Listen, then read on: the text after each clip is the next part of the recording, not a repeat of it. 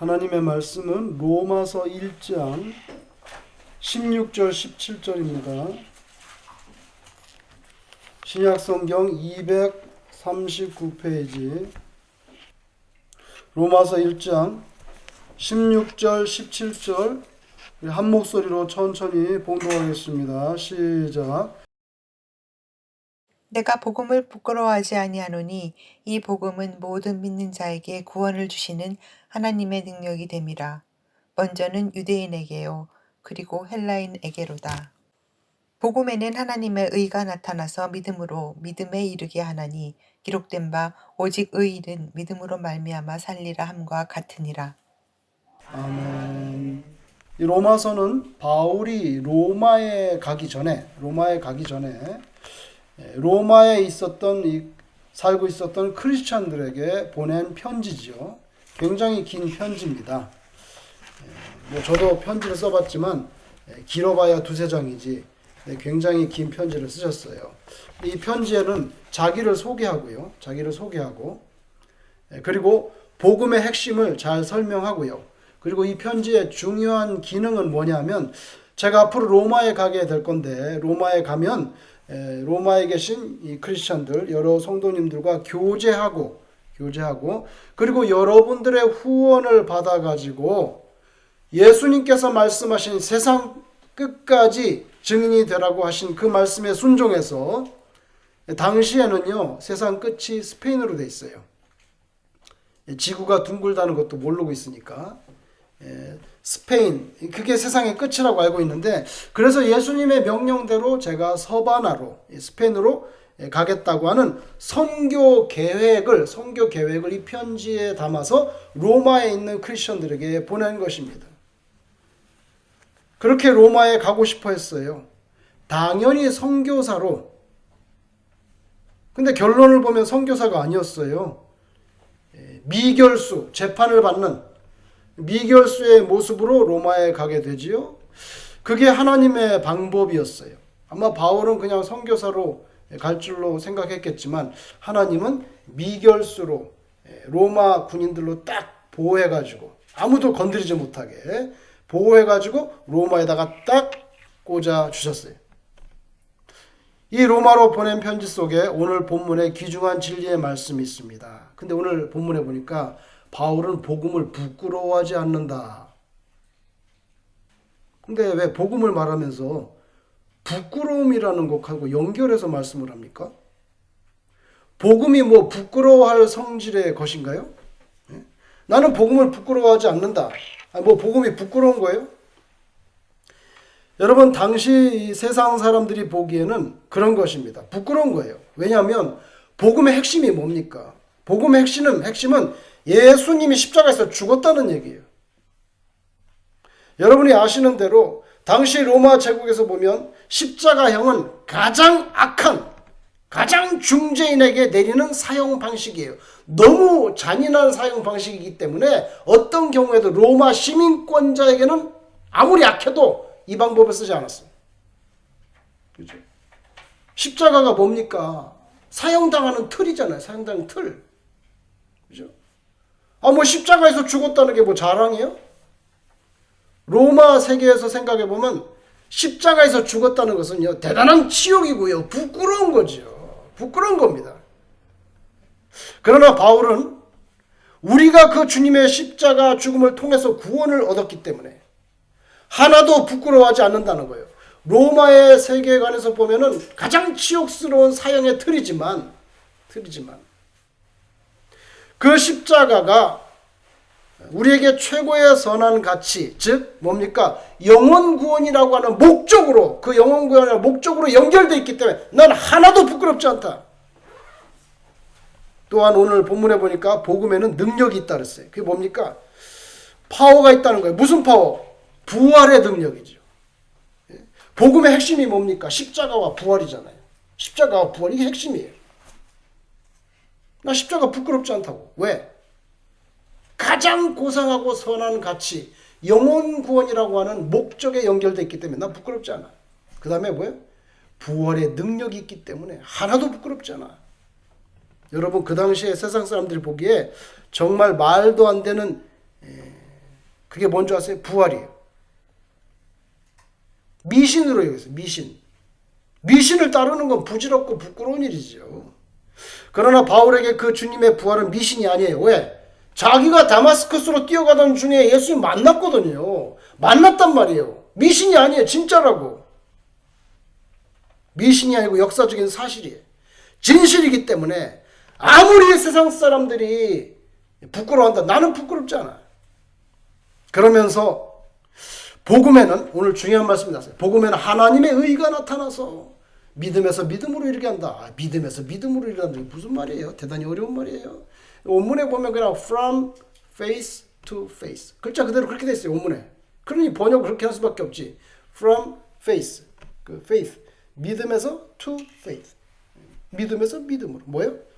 예수 믿는 사람에게는 처음도 믿음이고 마지막도 믿음이라는 거예요. 믿음밖에 없다는 거예요. 복음에는 내가 부끄러워하지 않는 그 복음에는 하나님의 의가 나타났네. 하나님의 의는 또 뭐예요? 여러분 여기서 바울이 하나님의 의라는 거는요. 인간적인 의에 반대되는 개념을 말하는 거예요. 인간적인 의에 반대되는 개념으로서 하나님의 의를 말하는 거예요. 인간적인 의는 뭔데? 그거? 율법을 잘 지키는 거. 아시겠어요? 율법을 잘 지키는 거. 행위. 그죠? 그런데 복음은 굿뉴스야. 굿뉴스인데 거기는 하나님의 의가 나타났어. 하나님의 의는 뭐예요? 하나님의 의는 야, 네가 율법을 잘 지킬 수 있어? 네가 완벽하냐고? 살면서 거짓말 한 번도 안 하고 죽을 때까지 도둑질 한 번도 안 하고 살 수 있어? 못하잖아. 그거 다 지켜서 구원받는다는 게 인간적인 의인데 그거 불가능하거든요. 그러니까 너 죄도 많잖아. 다 한꺼번에 해결해 줄게. 대신 죽는다. 예수님이. 그래서 예수님이 너 위해서 죽었다는 거 믿기만 하면 의롭다고 인정해 줄게. 이거 하나님의 의예요. 하나님의. 그래서 여기서 하나님의 복음에는 하나님의 의가 나타. 굿뉴스인데 하나님의 의가 나타. 이거 뭐 인간적인 의에 반대되는 개념이에요. 다시 말하면 행위론적인 율법을 잘 지키고 뭐 선행을 행하고 이런 행위론적인 의로 구원 못 받아. 불완전하니까. 그런 의미에서 로마서 3장 10절에 의인은 없어. 하나도 없어. 딱 잘라 말합니다. 의인은 없나니 하나도 없으며 오직 한 가지 방법, 하나님의 의로 구원을 받는다. 그래서 십자가에서 우리의 죄, 나의 죄를 대신 지시고 죽으신 예수님의 대속의 보혈, 그 피로 구원받는다. 굿뉴스다야. 굿뉴스야. 좀 험한 말로 표현을 쓰면 쎄 빠지게 네가 노력해봐라. 의인이 될 수 있는가? 안 되잖아. 예수님이 대신 해주신다. 그게 굿뉴스라는 거예요. 그래서 이게 기독교 핵심이죠. 마르틴 루터가 종교개혁을 시작한 핵심적인 근거가 바로 이 구절이에요. 마르틴 루터가 종교개혁을 왜 했습니까? 선행을 한다든지 고행으로 무릎에 피가 나도록 성당에 계단을 막 올라가 고행을 하는 거예요. 구원을 받으려고. 그거 완벽해? 네 무릎에 피가 다 쏟아진다 해도 네 죄성이 없어지냐고. 아니잖아. 그거 아니야. 예수님의 보혈의 공로. 그거에 대한 믿음으로 구원받는다. 그 진리가 여기에 있고요. 마르틴 루터가 이 구절을 읽고 종교개혁을 하게 되는 거예요. 여러분, 오늘 본문에 관계돼서 중요한 세 가지를 여러분에게 말씀드리고 싶어요. 첫째는요, 세상은 악하다는 거예요. 둘째, 그 악한 세상 앞에서 연약한 인간으로서의 신자는 신앙이 있다고 하지만 때로 좌절하고 절망한다는 거. 셋째, 근데 감사한 것은 그럴 때에 하나님의 위로가 임한다는 거. 악한 세상, 신자의 절망, 하나님의 위로. 지난주에 말씀드린 엘리야도 제가 볼 때 이런 과정을 겪었어요. 첫째, 세상은 악하다. 갈매산 사건 보고도 돌아오지 않아. 아합, 이세벨, 이스라엘 백성 아무도 돌아오지 않았어.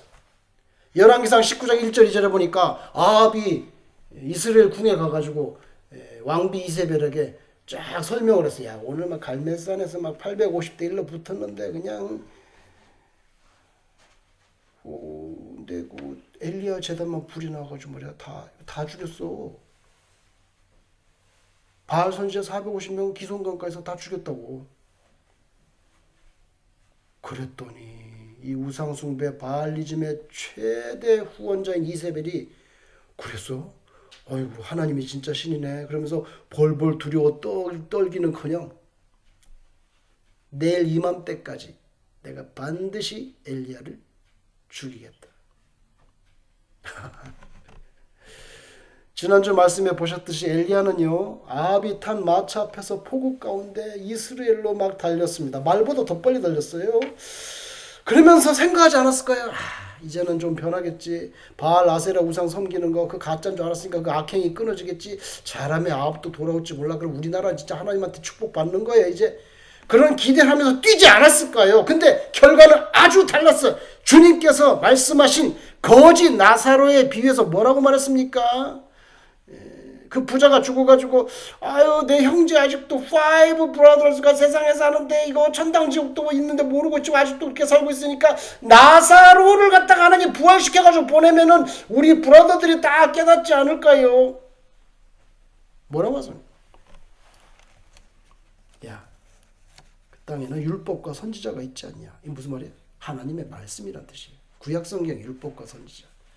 다시 말하면 하나님의 말씀을 듣고 순종하지 않는 사람은 나사로가 가서 부활해가지고 떡 나타나도 소용없어. 말씀으로 믿음을 받지 못하는 자는 어떤 기적도 소용없다고 말씀하신 거하고 똑같아. 갈멜산에 불이 내려오는 거 다 보고도 두려워하기커녕 이세벨이 내일 이때까지 반드시 죽이겠다. 세상은 악합니다, 여러분. 사실이에요. 두 번째, 신자는 절망합니다. 엘리야는 갈멜산 사건 후에 좀 변화가 있을 줄 알았는데 전혀 변화가 없이 더 악해져. 그런 아합과 이세벨과 이스라엘 백성 앞에서 탈진합니다. 탈진하고요. 패배주의의 늪으로 빠져들기 시작해. 뭐예요 패배주의가? 야 이거 아무리 애를 써도 안 되네. 엘리야는요. 야 하나님께서 그냥 엄청난 바람, 바위가 깨질 정도의 폭풍. 여러분 이번에 보셨죠? 그 토네이도가 어디에 왔어요? 예? 어디에 왔어요? 토네이도가 어디로 왔어요? 켄터키 왔잖아요. 100명 이상 죽었어요 지금. 그거는 믿으면서 텔레비에 나오니까 믿은데 왜 욥기에 갑자기 바람이 불어가지고 자식들 죽었다는 그건 압니다. 그건 소설로 여겨. 욥기에 있는 말씀은 꼭 무슨 전설 따라 삼천리같이 여겨.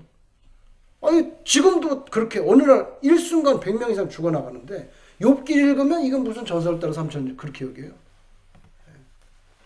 그런 바위가 깨질 정도의 바람, 지진, 불 이런 거 가지고 하나님께서 신속하고 강력하게 이 세상을 심판하셨으면 좋겠다고 갈망했을 수도 있겠지만 하나님은 그렇게 하지 않았어요.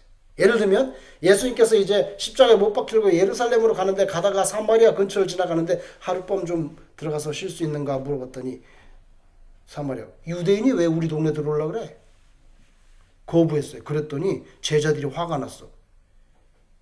우리를 뭘로 보고 누가복음 9장 54절 제자 야고보와 요한이 이를 보고 이르되 주여 예수님한테 하는 말 예수님 우리가 불을 명하여 하늘로부터 내려 저들을 멸하라 하기를 원하시나이까? 와 자기 이제 완전 엘리야야 지금. 완전 기고만장해가지고 예수님하고 같이 다니더니 자기도 뽕 이렇게 올라갔어. 자기가 예수님이야? 뭐 하나님 뭐 주님 불을 명하여서 막 당장 쓸어버릴까요? 엘리야도 약간 그런 마음이 이런 악한 것들 엘리야도 그런 마음이 혹시 있지 않았을까 그런 생각을. 그런데 야고보하고 요한이 그렇게 말했어요. 예수님이 뭐라 말씀하셨습니까? 누가복음 9장 55절 56절에 예수께서 돌아보시며 꾸짖으시고 함께 다른 마을로 가시니라 이렇게 됐어요. 야고보 요한이 막 불을 내려가지고 쓸어버리죠. 그러니까 예수님께서 뭐라 했어요? 제 생각에 딱 한마디 하셨을 것 같아. 땡! 딴 데로 가자. 딴 데로 가셨다는 거예요. 여러분, 엘리야는요 이세벨의 살기를 피해서 도망칩니다. 이스라엘이 어디입니까, 여러분? 이스라엘은요 갈릴리 호수 남동쪽에 있는 평원이에요. 거기서부터 밑으로 줄기차게 그냥 주랭랑을 칩니다. 도망치는 거예요. 남쪽으로 내려가서 이스라엘에 사람이 살 수 있는 맨 마지막 남쪽은 부엘세바예요. 우리나라로 하면 뭐 제주도 좀 되는 거예요, 말하자면. 그 부엘세바까지 갔어요. 거기서 사환을, 너 여기 있어, 끝, 나랑 헤어진다, 들어오지 마. 사환을 떼어내고 더 남쪽으로 들어갑니다. 사막입니다. 열왕기상 19장 4절 5절에 한 로뎀나무 아래에 앉아가지고 뭐라고 말합니까? 여호와여, 넉넉하오니 지금 내 생명을 거두시옵소서 하고서는 엎어져서 자네.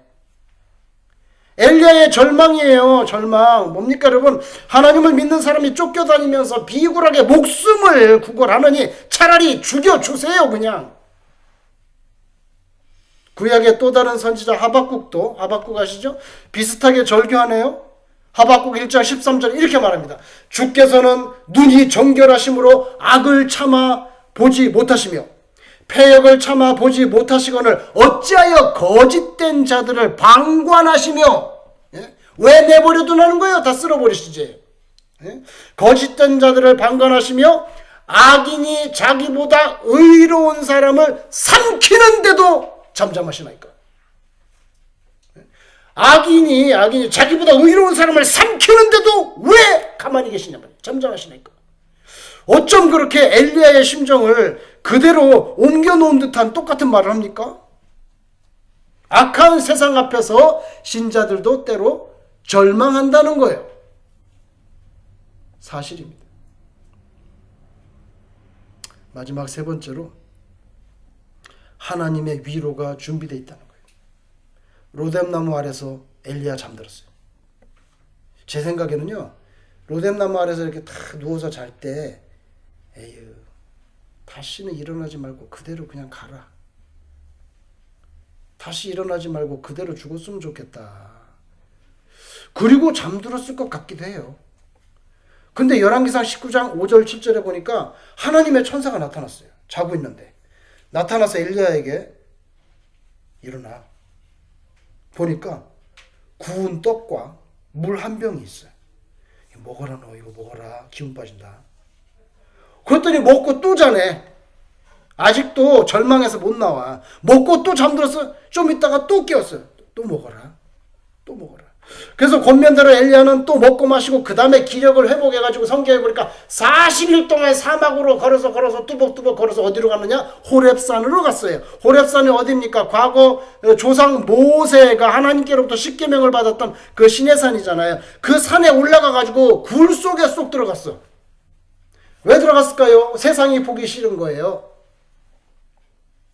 아유, 거지 같은 세상. 보기 싫은 거예요.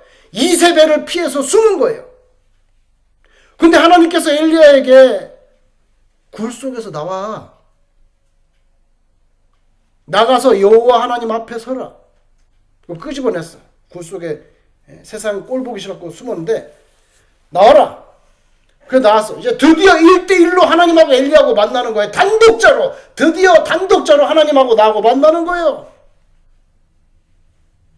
성경에 보니까 엘리야 앞에 거친 바람이 확 지나갔습니다. 얼마나 강한지 산을 가르고 바위가 깨졌다 그랬어요. 토네이도처럼 그렇게 온 거예요. 바위가 막 팍 깨지고 거기 계셨는데 아무 말씀이 없어. 조금 기다리니까 또 큰 지진이 일어났어요. 와, 지진이 일어나서 또 가만히 하나님이 안 나타나시네. 그 다음에는 마지막으로 불이 임했어요. 그러나 그 지진과 불 속에서 하나님 계시지 않았어요.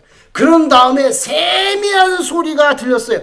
세미한 소리가 원문에 어떻게 됐을까? 너무 궁금해. 찾아보니까 어떻게 돼요? 세미한 소리는 영어로 하면 a still 고요한, a still small 조그만 작은 voice 이렇게 됐더라고요. 그걸 한국말로 세미한 소리라고 했는데 잘 번역한 것 같아요. 원문에는 a still small voice가 조용한 가운데 작은 목소리가 들렸다는 거예요. 그리고 나서 엘리야야 왜 여기 있느냐 하면서 새로운 사명을 주셨어요. 여러분, 하나님께서 크고 강한 바람, 바위도 막 깨뜨리는 그런 바람. 이번에 켄터키 보니까요. 집이 성냥 같아. 트럭이요. 그 막강한 트럭 쇠가 종이처럼 우그러졌더라고. 그러니 사람이 안 죽어요. 여러분, 그런 강한 바람, 지진으로 하나님이 불로 역사하실 수가 있어. 또 실제로 이미 불로 임하셨잖아요. 갈멜산에서 엘리야를 통해서 그 제단에 불로 응답하셨잖아요. 그런데 생각해 보세요. 그렇게 불이 임했는데 이스라엘 중에 주께로 돌아온 자가 있나요? 없잖아요. 여러분, 세월이 지나서 훗날 엘리야의 이미지로 예수님 앞에 먼저 나타나서 광야에 외치는 소리로 주님의 길을 예비한 또 다른 길라잡이 세례요한이 있습니다. 결국 어떻게 됐습니까? 세례요한이 감옥에 갇혀서 순교했죠. 감옥에 갇혔어요. 주님, 예수님의 길라잡이 너무 깔끔하고 완벽하게 잘했는데, 산뜻하게 해냈는데 감옥이라니. 아방 마차 앞에서 포구 속에서 달렸던 엘리야의 그 등에 이세벨이 칼을 꽂겠다고 선언한 것처럼 세례 요한도 너무 예수님 길라잡이 잘했는데 웬 감옥이야? 너무 답답해가지고 세례 요한이 제자 둘을 보냈어. 예수님께. 누가복음 7장 20절 오실 그이가 당신이 오니까 우리가 다른 일을 기다리오리까. 무슨 말입니까? 예수님 당신 메시아 맞아요? 우리 예수님 줄 알았는데 아닙니까?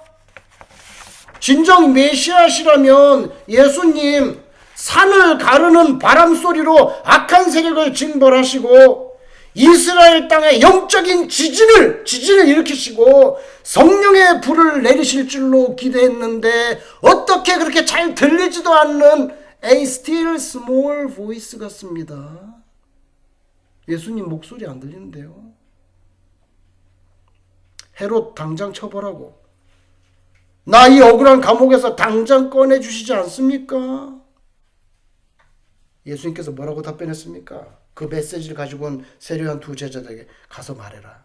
누가복음 7장 23절 누구든지 나로 말미암아 실족하지 아니하는 자는 복이 있도다. 뭡니까? 안 꺼내준다는 이야기입니다. 안 꺼내준다는 이야기입니다.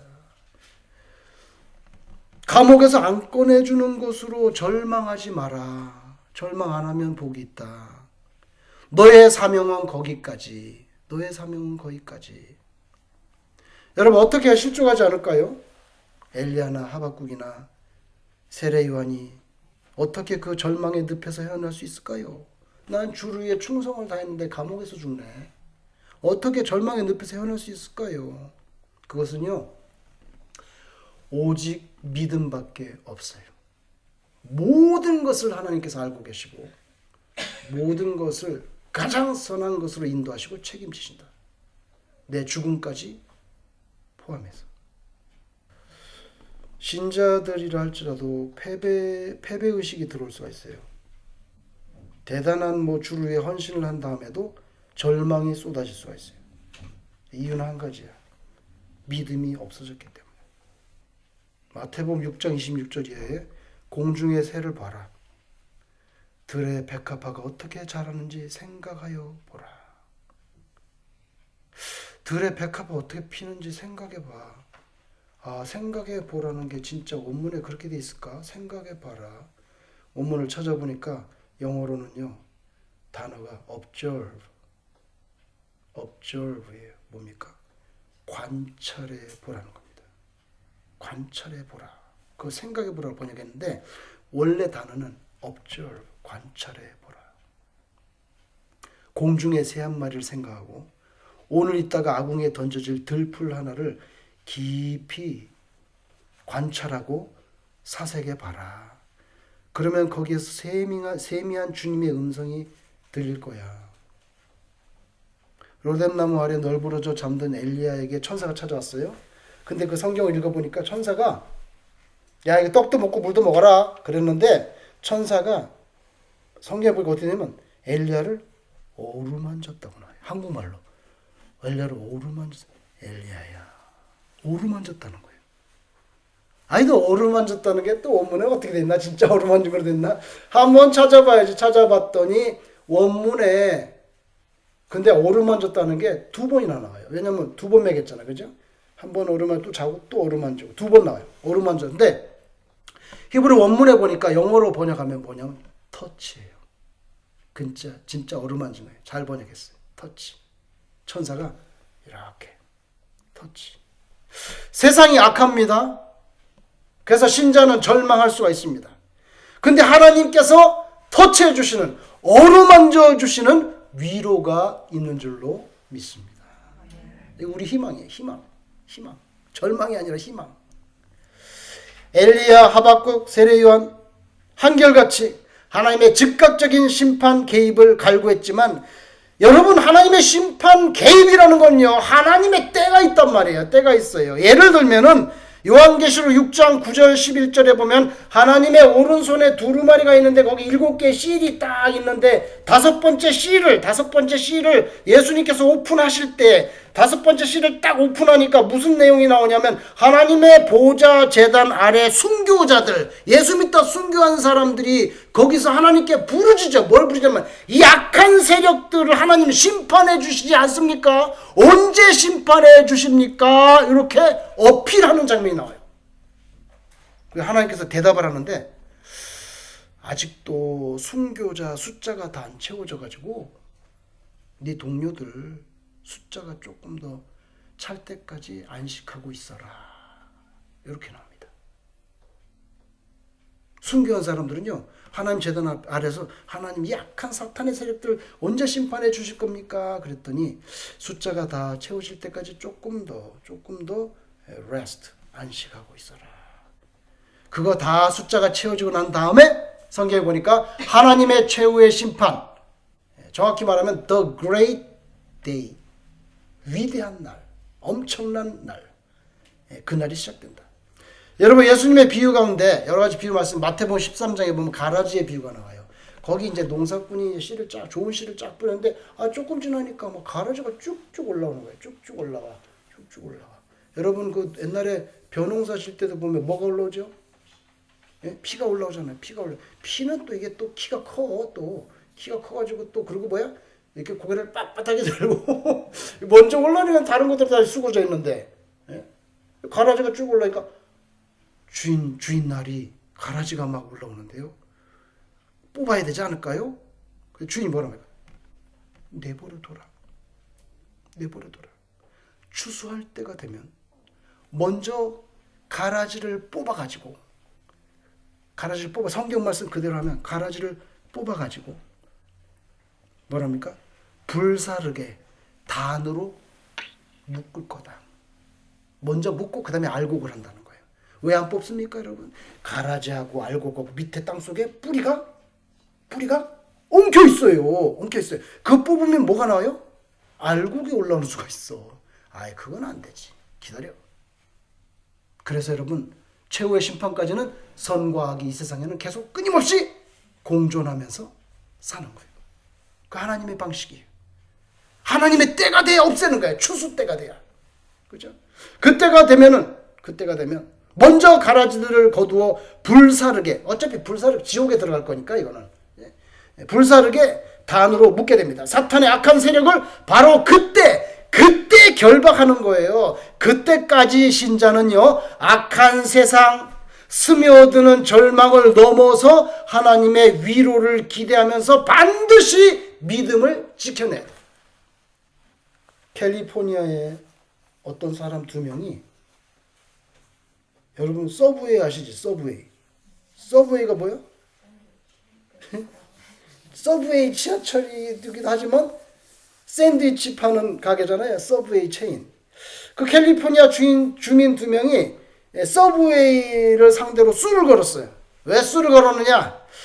자기가 서브웨이 가가지고 참치 샌드위치를 오더하면은 참치가 들어있다고 먹어보는데 참치가 아닌 것 같다는 거야. 그래가지고 참치 샌드위치 안에 참치가 들어있지 않다. 이래가지고 서브웨이를 상대로 사기, 부당 이득 그 혐의로 11월 8일 날 수를 걸었는데 이게 벌써 세 번째 수야. 세 번째 수. 지난 벌써 2번 했고 세 번째 또 수를 걸었어요. 근데 지난번 2번 하고 이번에 11월 8일 좀 달라. 왜 다른지 아세요? 이번에는 그 샌드위치에 참치라는 걸 꺼내가지고 UCLA에 생태 진화 생물학부 실험실에 가져가가지고 이거 진짜 참치인지 한번 검사 좀 해봐 달라고 했더니 참치 DNA가 하나도 안 나왔다. 그래가지고 실험 보고서를 수에다 첨부했어요. 남가주 매장 20군데를 돌아다니면서 참치 샐러드를 사가지고요. 거기서 다 샘플을 뽑아가지고 50g을 모아가지고 다 이렇게 20개를 모아가지고 UCL에다가 맡겼어. 이거 DNA 나오나? 참치 DNA 나오나 해봐달라고. 그랬더니 19개에서 DNA가 하나도 안 났어. 그 실험 결과를 딱 첨부해가지고 수를 거는 거예요. 11월 8일 날. 그래서 뭡니까 여러분? 참치 샌드위치의 핵심 재료는 참치인데, 참치라는 게 있긴 있는데 그 안에 들어있긴 있는데 실제로는 참치가 아닌 모양만 흉내낸 뭔지 모르겠다는 거예요. 이거는 뭔지 모르겠 그런 혼합물이라는 거예요. 참치 고기는커녕 참치 DNA도 안 나온다는 거예요. DNA도 안 나오니까 그런 데서 버젓이 참치 샌드위치라고 파는 거 이거 사기라는 거예요. 사기. 소비자를 사기. 그래서 서부에는 사기꾼 회사다. 수를 걸었어요. 지금 하나님께서 절규하는 하박국이 절규했죠? 절규했어요. 어떻게 더 의로운 자를 악인이 삼키는데 잠잠하시냐고 그렇게 절규했잖아요. 그때 하나님께서 대답하셨어요. 하박국 2장 4절에 딱 한마디, 의인은 그의 믿음으로 말미암아 살리라. 요거를 바울께서 오늘 인용해가지고 여기에 말씀하셨잖아요. 바울이 말씀했어요. 여러분, 참치 없으면 참치 샌드위치 아닙니다. 아니죠. 참치 없으니까 참치 샌드위치 아니에요. 근데 믿음이 없으면 믿을 신자가 아니에요. 성삼일체에 대한 그분의 유일한 참신 존재와 그분의 모든 섭리와 능력을 믿지 않으면 참치 없으면 참치 샌드위치 아닌 것처럼 믿음 없으면 믿을 믿음 없으면 신자가 아니에요. 아니죠. 디모데후서 4장 7절 바울의 간증은 교훈적입니다. 여러분 잘 아는 말씀 뭡니까? 나는 선한 싸움을 싸우고, 잘 보세요. 선한 싸움 싸우고 나의 달려갈 길을 마치고 그 다음에 뭘 지킵니까? 믿음을 지켰습니다. 엘리야도 우상숭배 세력과 선한 싸움을 싸웠습니다. 갈멜산에서 더 이상 어떻게 싸웁니까? 선한 싸움을 싸웠습니다. 그 원수 같은 나쁜 놈 아합 앞에서도 포구에 질척거리는데 이스라엘 평원 입구까지 죽을 힘을 다해서 뛰었습니다. 그죠? 선한 싸움 싸우고 달려갈 길 마쳤습니다. 이제 엘리야에게 필요한 거 딱 한 가지 뭡니까? 믿음을 지키는 것입니다. 그거 지키라고 하나님이 천사를 보내가지고 어루만져 준 거 아닙니까? 여러분 인생 살다가 속 깊은 중심에 만약에라도 조용히 번져오는 생각이 있어요. 그게 뭐예요? 하나님께 실망했습니다. 나 하나님 섭섭합니다. 하나님께 섭섭합니다. 실망했습니다. 엘리야가 그랬고 하박국이 그랬고 제가 볼 때는 세례요한도 약간 그랬어요. 그에 대한 하나님의 대답 언제나 동일하십니다. 끝까지 믿음을 지켜라. 기도하겠습니다.